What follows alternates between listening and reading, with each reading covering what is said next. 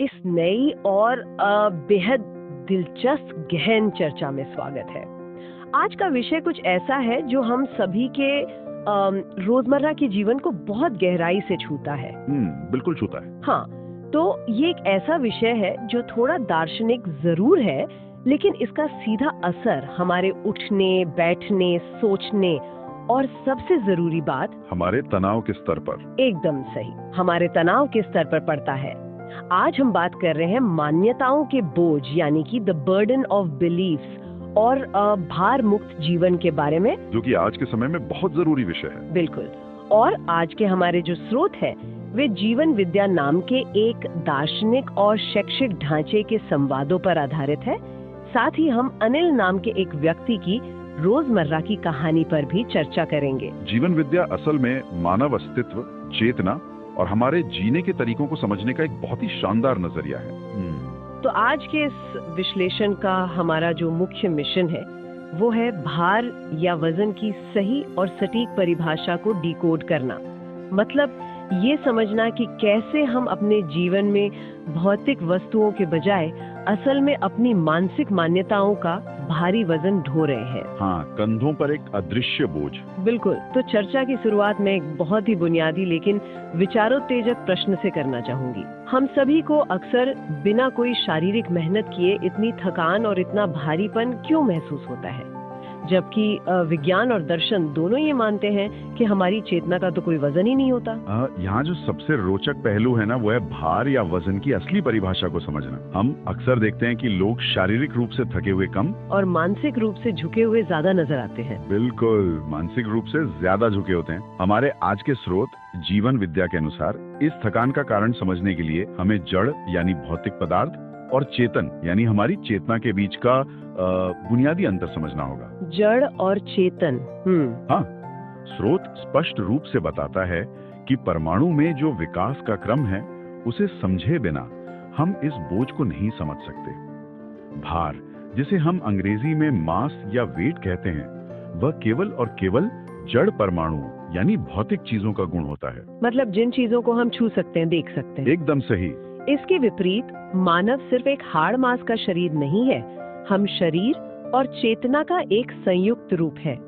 इसमें जो चैतन्य इकाई है यानी जो हमारा मन है, हाँ, जो हमारी चेतना है, वो अपने मूल स्वभाव से ही भार मुक्त या वेटलेस होती है।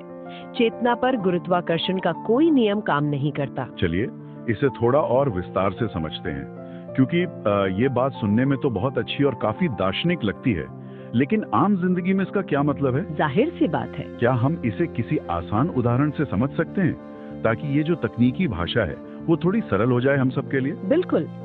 इसे एक बहुत ही आधुनिक और रोजमर्रा के उदाहरण से समझते हैं।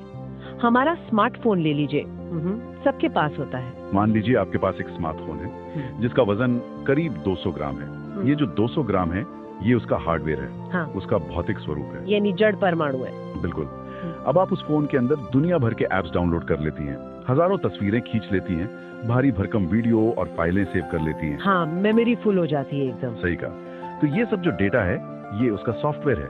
अब आप बताइए, क्या उन हजारों तस्वीरों को सेव करने के बाद फोन का भौतिक वजन 200 ग्राम से बढ़कर 250 ग्राम हो जाता है? अरे नहीं, ऐसा तो बिल्कुल नहीं होता।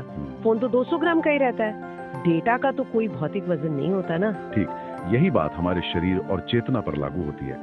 जब हम अपना वजन नापने के लिए किसी तराजू पर खड़े होते हैं तो वह तराजू जो 70 या 80 किलो का कांटा दिखाता है वह सिर्फ और सिर्फ हमारे इस हार्ड मास के शरीर का यानी हमारे हार्डवेयर का वजन है। समझ गई। वो हमारी चेतना का, हमारे विचारों का या हमारे होने का वजन बिल्कुल नहीं है। हमारी चेतना तो बिल्कुल 0 ग्राम की है, वो पूरी तरह से भार मुक्त है। यानी अगर मैं इस पूरे कॉन्सेप्ट का एक त्वरित सारांश निकालूं तो बात ये निकल कर आती है कि भार या वजन केवल भौतिक और जड़ वस्तुओं का प्राकृतिक गुण है। बिल्कुल। और हमारी जो मूल चेतना है, जो हमारा असली सॉफ्टवेयर है, वो पूरी तरह से भार मुक्त है।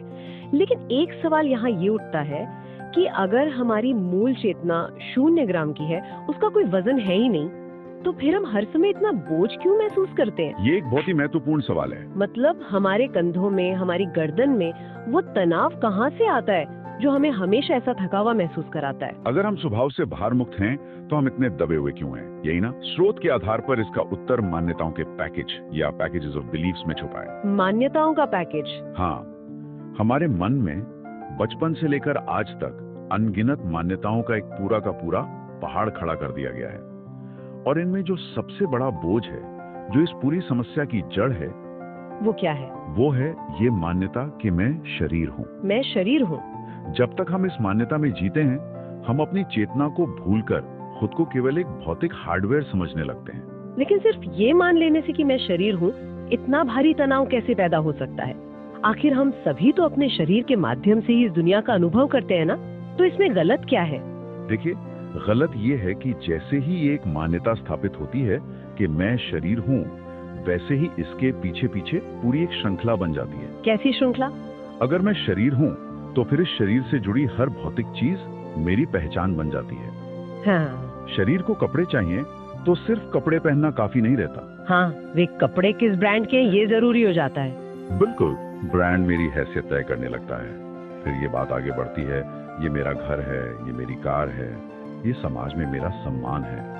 धीरे धीरे हम देखते हैं कि इस मेरा शब्द के दायरे में सारा संसार आ जाता है। और जैसे ही कोई भौतिक चीज मेरी बनती है, हम उस चीज का एक अदृश्य बोझ अपने दिमाग पर रख लेते हैं। एकदम सटीक बात कही आपने। ये तो बिल्कुल वैसा ही है जैसे हम सोशल मीडिया पर अपनी कोई तस्वीर डालते हैं। हाँ, बहुत अच्छा उदाहरण है। तस्वीर डालना तो एक सामान्य सी बात है, लेकिन उसके बाद कितने लाइक्स आए, किसने क्या कमेंट किया, उसका जो अदृश्य मानसिक बोझ है, वो हम दिन भर ढोते रहते हैं। सही कहा। जब हम खुद को सिर्फ एक शरीर मान लेते हैं, तो हम भौतिक आवश्यकताओं को ही अपनी पूरी पहचान बना लेते हैं।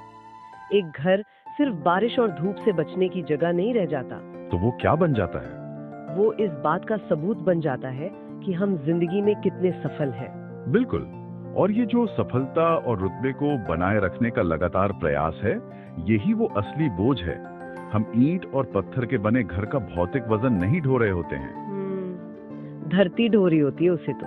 हाँ, हम तो उस घर से जुड़ी अपनी सामाजिक हैसियत का मानसिक वजन ढो रहे होते हैं।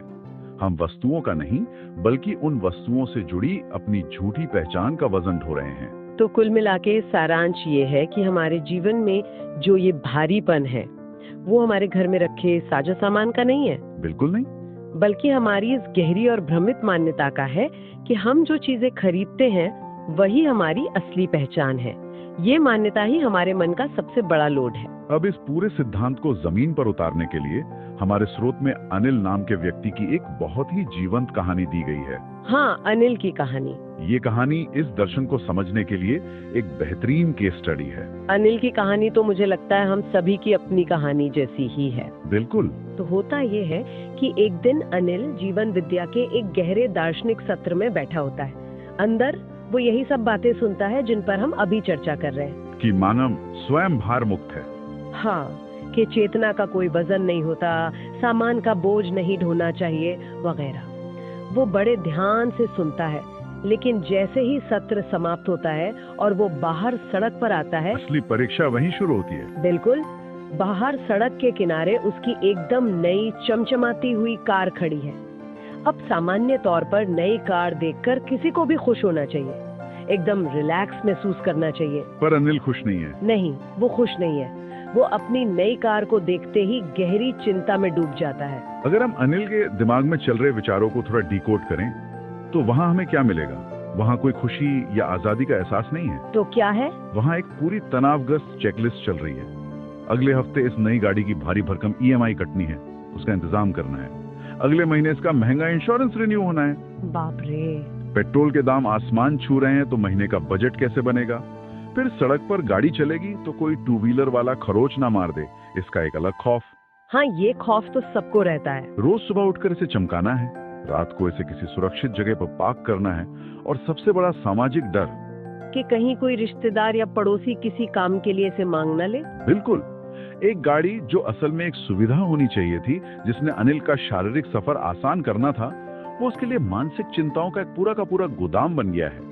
यहाँ जो सबसे दिलचस्प बात है ना, जो हम अक्सर अपनी जिंदगी में भी देखते हैं, वो ये है कि अगर सड़क पर गाड़ी को एक छोटी सी खरोंच भी लग जाती है, गाड़ी का पेंट जरा सा छिल जाता है, तो दर्द गाड़ी को नहीं होता, दर्द इंसान के सीने में होता है।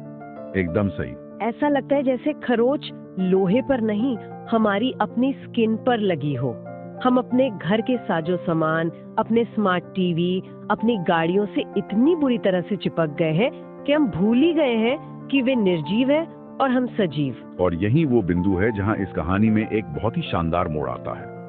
तभी उसी समय वो प्रबोधक जो अंदर वो सत्र ले रहे थे, वो अनिल के पास से गुजरते हैं। अच्छा। वो अनिल के चेहरे की सिकन और उसकी कार को देखते हैं और एक ऐसा सवाल पूछते हैं जो इस पूरी चर्चा का सबसे शक्तिशाली कोट है। क्या पूछते हैं वो? वो कहते हैं, अनिल जी, ये कार आपको चलाने के लिए है या आप इस कार का बोझ ढोने के लिए है? उफ, ये एक ऐसा सवाल है जो किसी को भी एकदम से जगा सकता है, मतलब सारा भ्रम तोड़ सकता है। प्रबोधक फिर अनिल को बहुत ही स्पष्ट रूप से समझाते हैं कि अनिल, इस कार का जो भौतिक वजन है, मान लो वो 1500 किलो है। हाँ। वो वजन तो ये धरती उठा रही है, ये पक्की सड़क उठा रही है।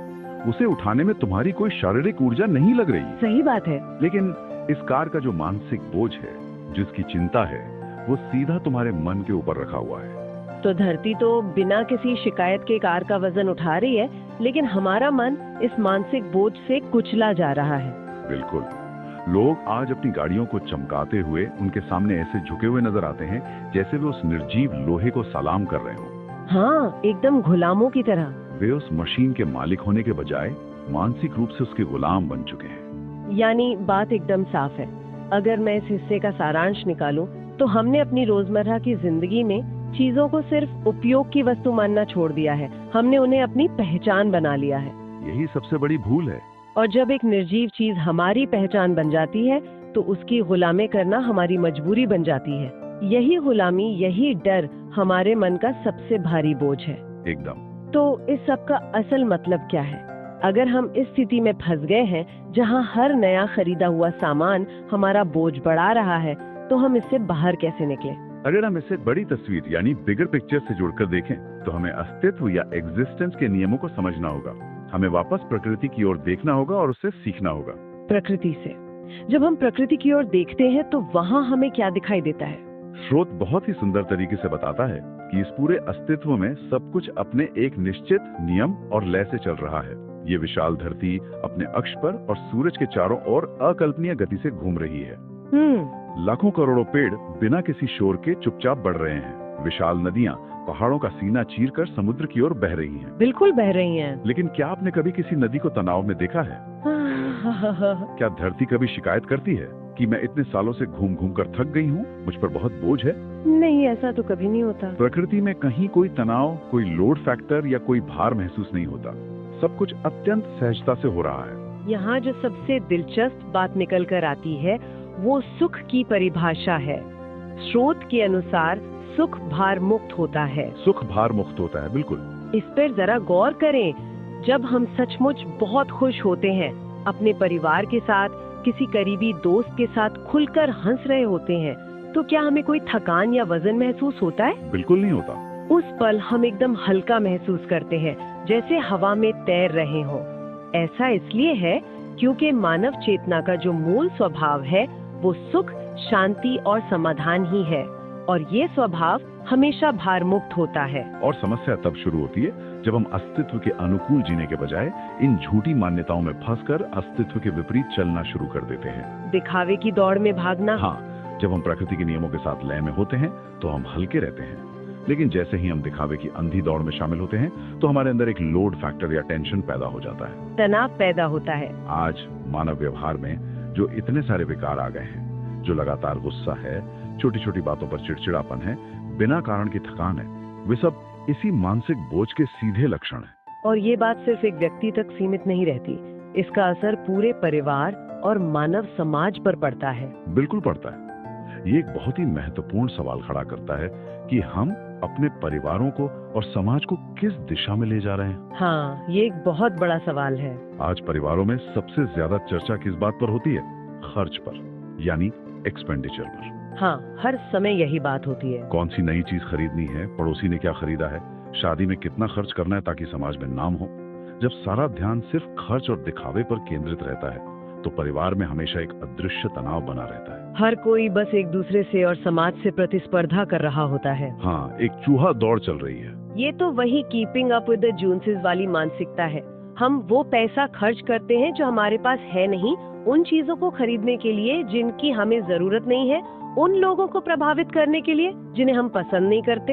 एकदम सटीक उदाहरण है, बहुत खूब। लेकिन स्रोत बताता है कि जब हम इस फोकस को खर्च से हटाकर समझ की ओर मुड़ते हैं, यानी एक्सपेंडिचर से हटा के अंडरस्टैंडिंग की ओर, तब एक बहुत बड़ा बदलाव आता है। कैसा बदलाव? जब परिवार के सदस्य ये समझ जाते हैं कि भौतिक वस्तुओं का एकमात्र उद्देश्य केवल उपयोग है, प्रतिष्ठा नहीं। उपयोग है, प्रतिष्ठा नहीं। और मानव समाज में जो चीज सबसे ज्यादा मूल्यवान है वो है हमारे आपसी संबंध और उन संबंधों में निहित मूल्य। यानी जब परिवार में समझ विकसित होती है तो दिखावे की जरूरत अपने आप खत्म हो जाती है। बिल्कुल खत्म हो जाती है। एक कार सिर्फ एक जगह से दूसरी जगह जाने का साधन बन जाती है और एक घर सिर्फ साथ मिलकर प्यार से रहने की जगह। जब रिश्ते दिखावे पर नहीं बल्कि मूल्यों पर आधारित होते हैं तो परिवार के सदस्य एक दूसरे के प्रति अधिक जिम्मेदार बनते हैं। और ऐसे ही जिम्मेदार नागरिकों से एक मजबूत समाज का निर्माण होता है। बिल्कुल, ऐसे जिम्मेदार परिवारों से एक ऐसा समाज बनता है जहां लोग एक दूसरे को उनकी गाड़ियों के मॉडल या उनके कपड़ों के ब्रांड से नहीं आंकते, बल्कि उनके चरित्र, उनके व्यवहार और उनकी समझ से आंकते हैं। तो अगर मैं इस पूरे सेक्शन का त्वरित सारांश दूं, तो जब प्रकृति की तरह मानवीय संबंधों में भी मूल्यों की सही पहचान हो जाती है, तो वो मान्यताओं का सारा भारी भरकम बोझ अपने आप ताश के पत्तों की तरह ढह जाता है। यही वो भारमुक्त समाज है जिसकी कल्पना की गई है। चलिए अब इस गहन चर्चा को समेटते हुए वापस अनिल की कहानी पर लौटते हैं। उस दिन प्रबोधक का वो सवाल सुनने के बाद जब अनिल घर लौटा तो उसके अंदर क्या चल रहा था? उस एक सवाल ने ना अनिल का नजरिया पूरी तरह बदल दिया। कैसे? उसने अपनी कार को दोबारा देखा, लेकिन इस बार उसके चेहरे पर कोई चिंता या सिकन नहीं थी। इस बार वो मुस्कुराया। हाँ, उसने मन ही मन सोचा, सामान अपनी जगह पर है, उसका भौतिक वजन ये धरती उठा रही है, तो फिर उसका मानसिक बोझ मेरे मन पर क्यों हो? क्या बात है। उस एक पल की स्पष्टता ने अनिल को उस सारी मानसिक थकान से आजाद कर दिया जो वो सुबह से ढो रहा था। कार वही थी, उसकी EMI भी वही थी। हाँ, सब कुछ वही था, लेकिन अनिल का मन अब भार मुक्त हो चुका था। अब वो कार उसके लिए कोई बोझ नहीं, सिर्फ एक उपयोगी सुविधा थी। ये कहानी आज के इस अति भौतिकवादी युग में, जहाँ हर दिन हमारे दरवाजे पर ऑनलाइन शॉपिंग के नए पैकेट आ रहे हैं, बहुत ज्यादा प्रासंगिक है। बहुत ज्यादा। हम सब अपने आसपास सुख सुविधाओं का पहाड़ खड़ा करने में लगे हुए हैं, लेकिन हमें इस बात का गहरा एहसास करने की जरूरत है कि सामान खरीदना एक बात है, लेकिन उस सामान का मानसिक वजन अपने दिमाग पर ढोना बिल्कुल अलग बात है। बिल्कुल अलग बात है। मानव का असली और प्राकृतिक स्वभाव सिर्फ सुख, शांति और समाधान है, और हमें बस अपनी जरूरतों और अपनी इच्छाओं या कहें दिखावे की इच्छाओं के बीच के उस बारीक अंतर को पहचानने की समझ विकसित करनी है। सही कहा। जैसे ही वो समझ आती है, चेतना अपने मूल हल्केपन में लौट आती है। तो अब इस गहरी चर्चा को समाप्त करने से पहले एक ऐसा विचार जो हम सभी को अपने रोजमर्रा के जीवन में गहराई से सोचने पर मजबूर कर दे। अगर हम आज अपने बड़े बड़े घरों, महंगी गाड़ियों, स्मार्ट गैजेट्स और सामाजिक प्रतिष्ठा का ये अदृश्य लेकिन भारी बोझ अपने मन पर ढो रहे हैं, तो सोचिए हम अपनी आने वाली पीढ़ियों को विरासत में क्या देकर जा रहे हैं? बहुत गहरा सवाल है। क्या हम उन्हें सिर्फ प्रॉपर्टी के कागजात और बैंक बैलेंस सौंप रहे हैं, या फिर हम अनजाने में उन्हें अपनी उन खोखली मान्यताओं, उस दिखावे की अंतहीन दौड़ और उस मानसिक तनाव का भारी बोझ भी सौंप रहे हैं, जिन्हें ढोते ढोते आज हम खुद इतनी बुरी तरह से थक चुके हैं? ये वास्तव में एक ऐसा सवाल है जिस पर हर परिवार को विचार करना चाहिए। क्या हम अपने बच्चों को आजाद और समझदार नागरिक बना रहे हैं, या उन्हें भी उसी खर्च और दिखावे के बोझ तले दबा रहे हैं? बिल्कुल, इसी विचारोत्तेजक सवाल के साथ आज की इस गहन चर्चा को हम यहीं विराम देते हैं। हमेशा याद रखिए कि हमारी चेतना हमेशा से आजाद और एकदम हल्की है। जीवन को सहजता से जिएं, संबंधों को महत्व दें और अपने मन को भार मुक्त रखें। इस चर्चा में हमारे साथ गहराई तक उतरने के लिए बहुत बहुत धन्यवाद। मिलते हैं अगली बार एक और नए विषय के साथ।